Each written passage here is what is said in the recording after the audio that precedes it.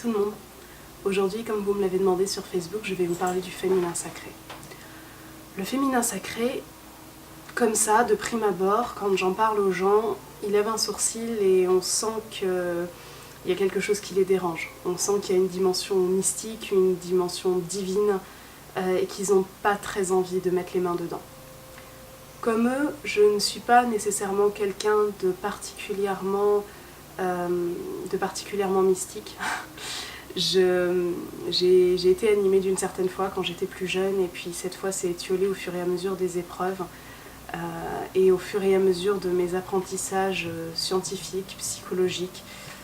Et au final, j'ai compris ces dernières années qu'il n'était pas nécessaire de dissocier le rationnel de l'irrationnel. Et je commence à être animée à nouveau de la spiritualité que j'avais abandonnée au cours de ma route. Cela dit, le féminin sacré n'a rien à voir avec la spiritualité et je vais vous expliquer pourquoi. Pour mieux vous expliquer le féminin sacré, je vais partir de mon exemple, puisque aujourd'hui, depuis quelques mois et particulièrement depuis quelques semaines, j'opère un changement radical sur ma vie, sur ma façon d'être. Je me rapproche de ce principe de féminin sacré au point que des bouleversements incroyables ont eu lieu dans ma vie et je vais vous les partager pour que vous puissiez mieux comprendre. Alors, le féminin sacré est simplement la notion de retour à l'authentique en tant que femme. C'est-à-dire la femme que nous étions et que nous sommes toujours, j'espère, à l'origine du monde. C'est cette femme qui est libre, cette femme qui est libre de penser, cette femme qui est libre d'agir, cette femme qui a le contrôle sur sa vie, mais aussi sur la liberté de son corps, sur la liberté de son être. Le féminin sacré fait fi de toutes les injonctions qu'on a pu vous apprendre. Vous avez, vous et moi, dû apprendre au cours de votre vie tout ce qu'une femme pouvait faire ou ne pas faire. Tout ce qu'elle avait le droit d'être et de ne pas être. Comment elle devait se mettre, comment elle ne devait pas se mettre, ne jamais écarter les jambes, ne pas rire trop fort, ne pas manger bruyamment, ne pas manger trop, faire des métiers littéraires, artistiques, être romantique, et puis évidemment autour de notre corps, se raser, mincir, avoir les cheveux longs, se maquiller. Vous les connaissez aussi bien que moi, je peux même pas vous faire la liste de tout ce qu'on attend de nous en tant que femme. Eh bien, en me rapprochant du féminin sacré, c'est-à-dire de la femme sauvage, de la femme que j'aurais été dans la nature, j'ai dit basta à tout ça. J'ai décidé de ne plus jamais me faire dicter quoi que ce soit par qui que ce soit. Cette recherche du féminin sacré, évidemment, elle s'est insinuée dans ma vie petit à petit, et puis en allant chercher cette formation de doula, en décidant de briser complètement ma vie et ma notion du féminin en rentrant dans quelque chose qui était plus grand que moi, j'ai connu des femmes qui incarnaient leur féminin sacré, ou en tout cas qui étaient en recherche de ce féminin sacré. Et petit à petit, ma vie s'est articulée comme ça, autour de ces découvertes. J'ai commencé à lire des bouquins, j'ai commencé à me déconstruire, à me dire que, en fait, j'avais toujours été en recherche de cette liberté, parce que je suis quelqu'un de profondément libre, qui n'est jamais rentré dans ce qu'on attendait de moi. Mais je me suis quand même conformée à plein d'aspects, parce que dans ma tête, c'était les bons. Je les avais juste jamais remis en question, parce que pour moi, c'était comme ça qu'il fallait faire.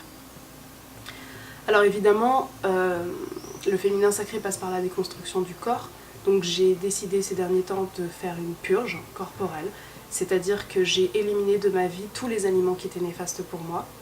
En ce sens, j'ai perdu 8 kilos en 2 mois. J'ai décidé également de prendre soin de mon intérieur, c'est-à-dire de mon corps intérieur, de l'écouter, de le ressentir, de l'apaiser. J'ai décidé de ne plus me laisser surmener par la fatigue, de ne plus me laisser surmener par tout mon environnement et d'écouter les signaux d'alerte de mon corps, d'écouter mon ventre quand il a mal, d'écouter ma tête quand elle a mal, de ralentir ou au contraire de saisir l'opportunité d'être active et de courir dans la vie lorsque je me sentais en phase avec moi-même et avec mon corps. C'est de pouvoir exprimer à quelqu'un qu'aujourd'hui on ne peut pas, que demain on pourra, et de ne pas trouver systématiquement des excuses pour ne pas faire, mais également savoir quand notre limite est atteinte. Le féminin sacré induit également une forme très forte de sororité. Donc qu'est-ce que c'est la sororité? C'est simplement le féminin de la fraternité. C'est un terme qui a été inventé dans les années 2000, il me semble, pour montrer à quel point les femmes peuvent être entre elles bienveillantes et soutenantes. L'une des choses qui est très pratique dans notre société patriarcale, c'est de monter les femmes les unes contre les autres. Et depuis toute petite, voire depuis l'adolescence surtout, on se compare, on se juge, on s'analyse, parce que derrière, il faut plaire à notre cible qui est la cible de la reproduction. Souvent, c'est le mâle, hein, donc l'homme. Et du coup, on va se tirer les cheveux au sens propre comme au sens figuré pour surtout être meilleur que la voisine. Cette notion-là, dans le féminin sacré, est complètement exclue. D'ailleurs, depuis quelque temps, j'organise des tentes rouges, donc je facilite, hein, le terme c'est ça, je facilite des tentes rouges, donc on aura peut-être l'occasion d'en reparler si vous voulez, je pourrais vous faire une vidéo de ce qui se passe dans une tente rouge. L'un des principes même de la tente rouge, c'est le secret. Donc je pourrais vous faire une vidéo, mais une vidéo qui s'arrêtera à la frontière de la confidentialité. Quoi qu'il en soit, dans ces tentes rouges, nous apprenons, nous, femmes, à nous retrouver sans jugement, avec bienveillance. Nous faisons des rituels de rapprochement qui n'ont là encore rien à voir avec de l'ésotérisme. C'est simplement des rituels de rapprochement entre nous pour nous lier. Et on parle sans tabou, sans jugement, de tout ce qui nous incombe, nous les femmes. Dans cette dimension de sororité, on se rend compte qu'on est avec et qu'on n'est plus à part.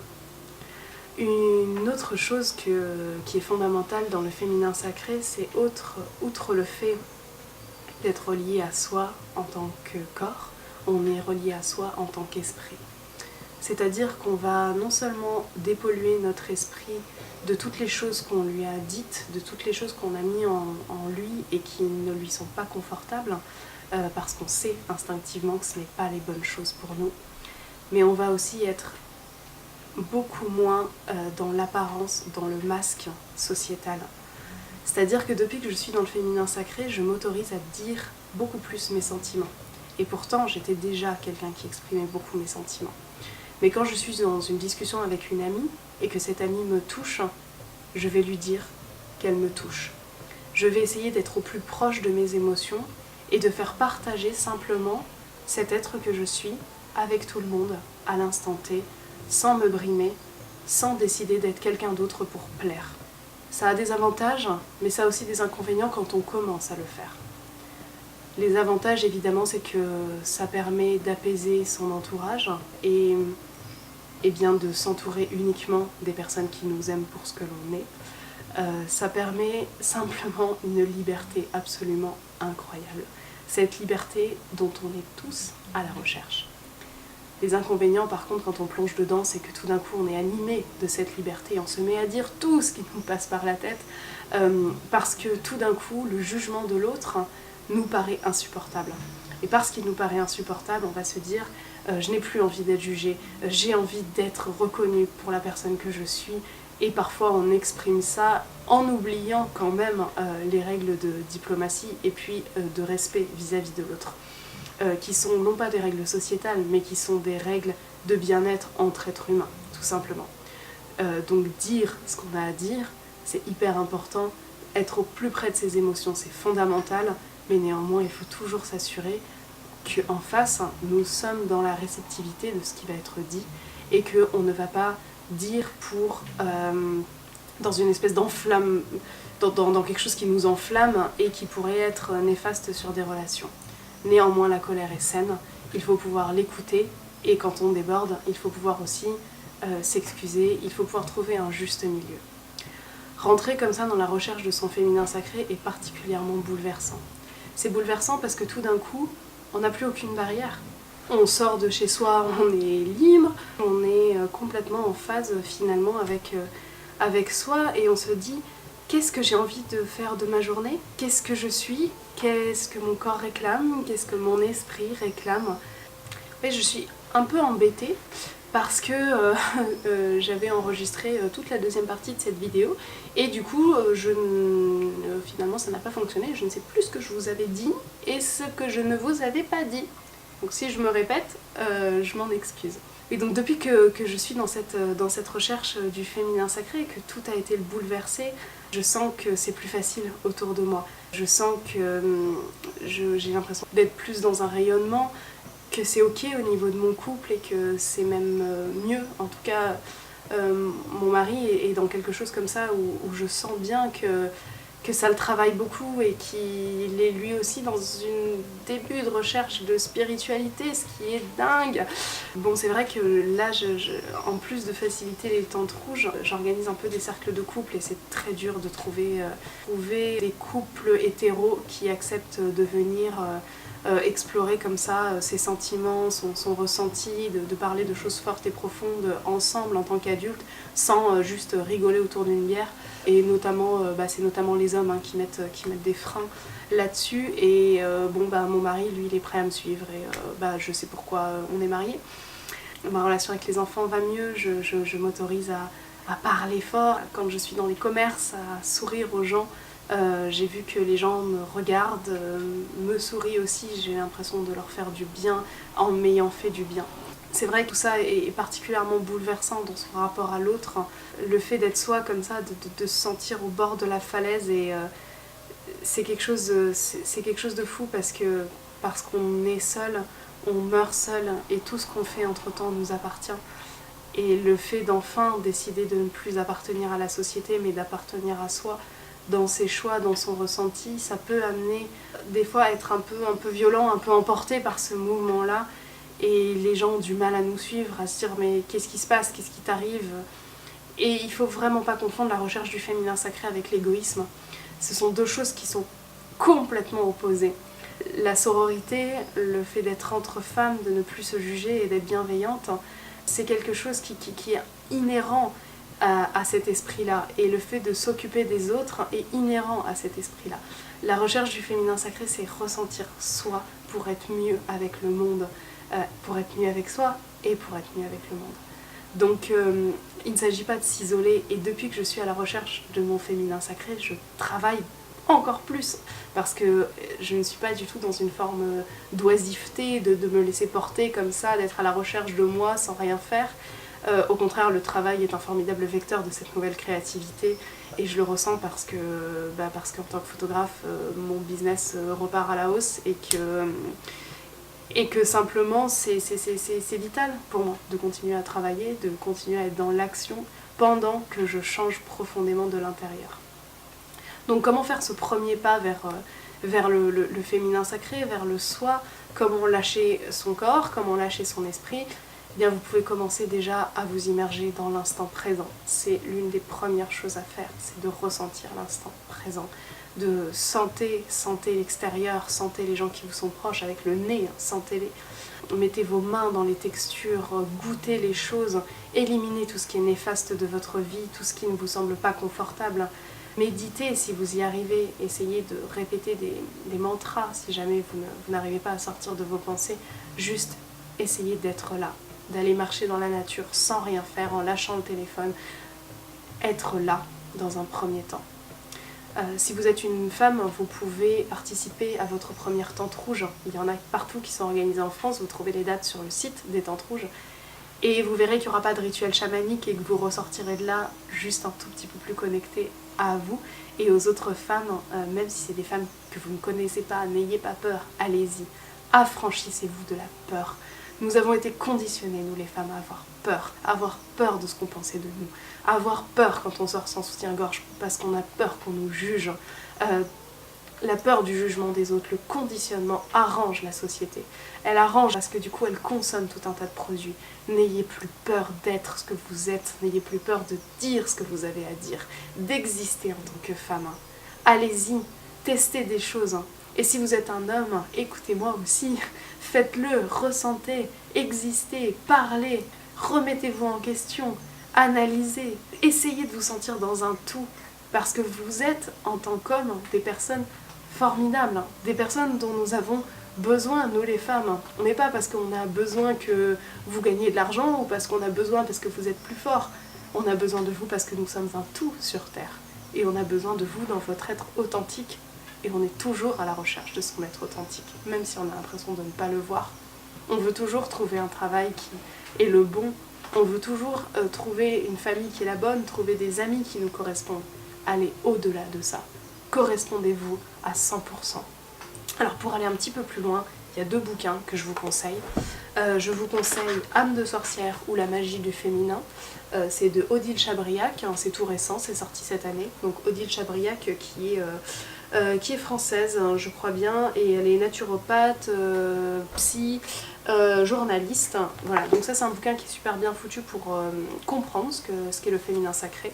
Elle parle du rapport au corps, du rapport à l'esprit, du rapport à soi, de l'accouchement, de la maternité, tout ça. Et puis elle parle aussi des sorcières, donc pas les sorcières des contes, hein, les sorcières qu'on a brûlées. Donc on parle de génicide, hein, c'est-à-dire un génocide exclusivement féminin. Il y a 500 000 femmes au cours de l'histoire qui ont été brûlées pour sorcellerie, et ces sorcières-là, c'est un petit peu nous, les femmes en recherche de notre féminin sacré, qui ont décidé de s'ancrer dans la terre, d'être au plus proche de tout ce qui les entoure et au plus proche de leur sexualité aussi. Voilà, c'est des femmes qui avaient compris le féminin sacré, et puis on les a mis sur des bûchers. Je ne vous explique pas pourquoi, je pense que vous vous en doutez. Voilà, donc c'est un bouquin qui est très très bien, et puis bon, alors des fois ça parle un peu dans des délires, genre un peu sur les plantes, sur le tarot et tout ça.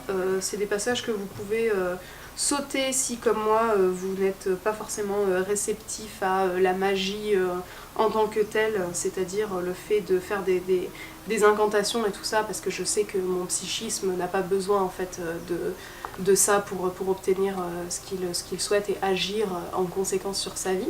Après, si vous en avez besoin, eh bien, vous trouverez tout ce que vous souhaitez dans le livre, mais les 3/4 du bouquin, c'est du développement personnel, hein. Donc c'est un très bon bouquin qui coûte 18 € et qui est disponible partout, vu qu'il est tout récent. Et puis un autre livre qui est un best-seller, celui de Clarissa Pinkola Esté, Femme qui court avec les loups, histoire et mythe de l'archétype de la femme sauvage. Voilà, donc la femme sauvage, c'est ce que je vous parle depuis tout à l'heure, le féminin sacré, c'est l'incarnation de la femme sauvage. Ce sont des petites nouvelles, des petits contes, et puis également des explications de développement personnel sur le retour à soi, les limites de la colère, bon voilà, plein de choses comme ça, découvrir son instinct, travailler avec son instinct. Donc l'instinct, c'est quelque chose d'incroyable qu'on apprend à écouter de plus en plus dans le féminin sacré. C'est un livre qui est un best-seller international qui vous apprendra un peu comment ça se passe dans les autres cultures, comment font les femmes amérindiennes, les femmes d'Amérique du Sud, les femmes d'Asie, pour se connecter à leur féminin sacré et tout ce qu'on a à apprendre d'elles. Voilà, donc c'est aux éditions Livre de Poche, 8,60 €, trouvable également partout parce que c'est un livre qui s'est très très très bien vendu.